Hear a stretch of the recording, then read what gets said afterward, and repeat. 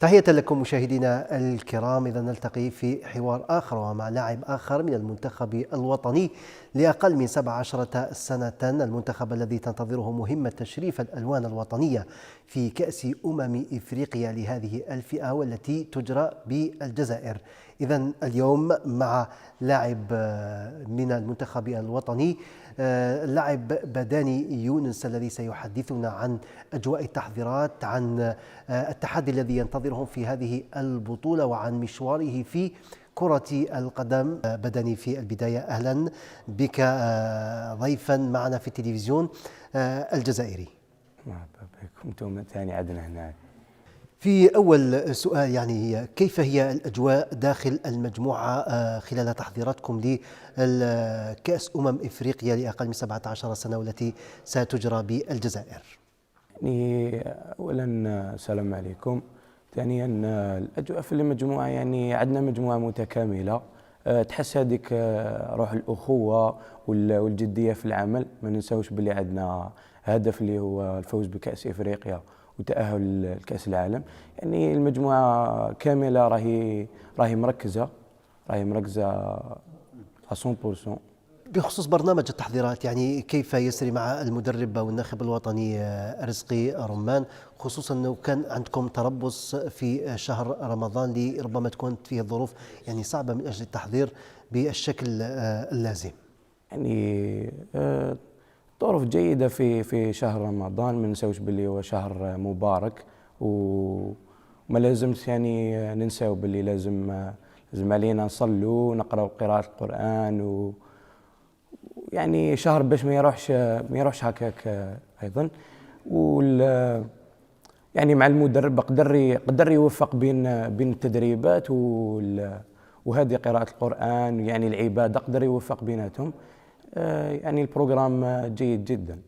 يونس، ماذا يمكن القول عن تحدي البطولة الإفريقية المنتظرة بالجزائر؟ من دون شك أنه مسؤولية كبيرة عليكم، خصوصا أن يعني سنكون نحن البلد المضيف لهذه الدورة. يعني احنا كما يقولوا اصلا رانا ديجا دخلنا في كأس افريقيا. ديجا رانا حطينا، رانا مركزين جدا، انا معولين باش ندخلوا كأس افريقيا، باش ندوها ان شاء الله. من دون شك الفوز بالبطولة العربية في المرة الماضية يعني يفتح الشهية لكم من أجل تحقيق إنجاز آخر، خاصة أن هناك استقرار يعني يونس للمجموعة والمدرب الوطني رزقي رماني. يعني الفوز بالبطولة العربية هي تجربة لنا احنا كلاعبين، وتجربة للمدربين أيضا. هي تجربة تعلمنا منها كثير، وتعطينا حافز جميل كيف فزنا بها. حافز يعني عندنا حافز باش ندوك كأس افريقيا، وعندنا هذيك الثقة اللي ندخلوا فيها نلعبوا. يعني ما كاش هذاك الضغط تاع الجمهور. تجربة جميلة. بداني، يعني اليوم هو قائد للمنتخب، من دون شك أنها مسؤولية على عاتقه حتى تكون يعني لاعب في كامل عطائك، وحتى تكون قدوة يعني لرفقائك فوق أرضية الميدان، أليس كذلك؟ يعني شارة القيادة هي شرف أنك ترتدي شارة القيادة في المنتخب الوطني الجزائري، سيرتو أصلا كي ترفد قميص تاع المنتخب شيء كبير. شارة القيادة لازم تعامل فيها كقدوة أولا، قبل ما تكون قيادة قائد المجموعة. لازم تكون قدوة، لازم تكون مثال. يعني عندك مسؤولية، أنت متحمل، يعني أنت تحمل مسؤولية المجموعة. بخصوص المنافسة، تواجدنا في المجموعة الأولى، يعني نظرتكم للمجموعة الأولى وكيف هي قراءتك لهذه المجموعة؟ يعني هي مجموعة ليست بسهلة كما يظنها البعض، وليست بالمستحيلة والصعبة. يعني ندخلوا البطولة كهدف واحد اللي هو الفوز بالبطولة. لعبوا المباراة الأولى ضد المنتخب الصومالي، اللي هو منتخب نحترمه جدا. ثانيا المباراة الثانية التي ستكون هي من ستحسم تأهل، راح نتأهلوا فيها بإذن الله أمام السنغال.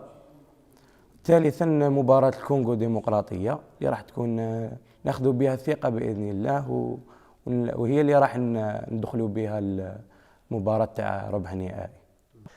من دون شك أن الفوز أمام المنتخب الصومال مهم جدا من الناحية النفسية. كيف يعني ستحضرون له وكيف تتوقع يكون المنافس في أول مباراة؟ يعني المباراة الأولى هي اللي راح تعطي هي اللي راح تعطي الوجه الأول للمنتخب تاعنا. يعني هي اللي راح نأخذ بها ثقة، وراح نعطي الوجه الصحيح للمنتخب الوطني الجزائري اللي أقل من 17 سنة بالنسبة للمنتخبات الإفريقية الأخرى. مبارياتكم في المجموعة الأولى ستجرى بملعب نيلسون مانديلا اللي كان فيه العرس كبير للمنتخباتنا الوطنية اللي لعبت المنتخب ألف، المنتخب باء اليوم، منتخب أقل من 17 سنة. من دون شك أنه يحفزكم باش يعني تقدروا تحققوا الأفضل وتفرضوا نفوسكم، خصوصا أن الملعب هو ببلدكم، المنافسة ببلدكم الجزائر.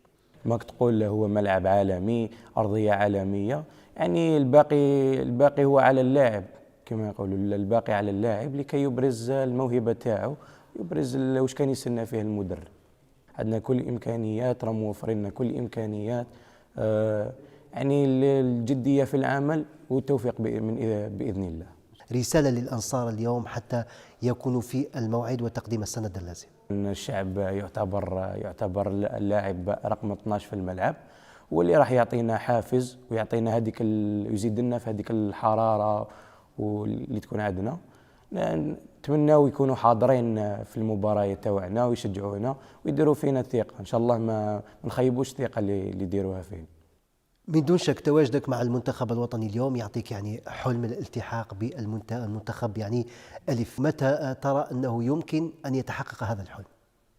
المنتخب الأول هي حلم كل لاعب جزائري.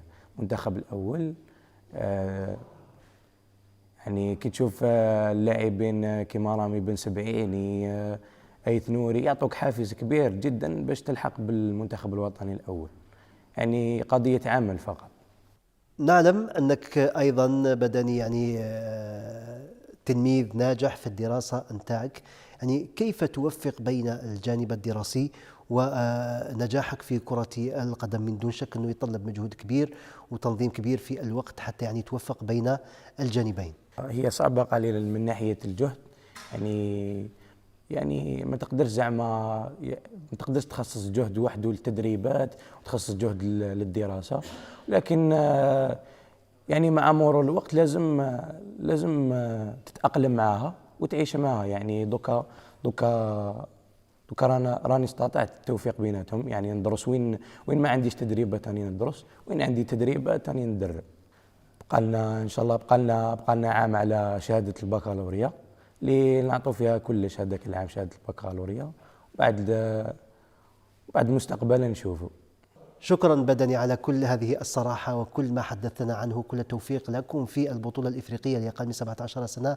نتمنى أن يكون العرس جزائري 100% ونيل التتويج، أيضا التأهل إلى كأس العالم اللي فيها أقل من 17 سنة، وكل نجاح لكم. شكرا على قبول الدعوة بالتلفزيون الجزائري. مشاهدينا، إلى هنا نكون قد وصلنا إلى ختام هذا الحوار الذي كان ثريا بصراحة اللاعب بدني يونس، الذي نتمنى له كل التوفيق رفقة زملائه في هذه المأمورية البطولة الإفريقية لكرة القدم لأقل من 17 سنة.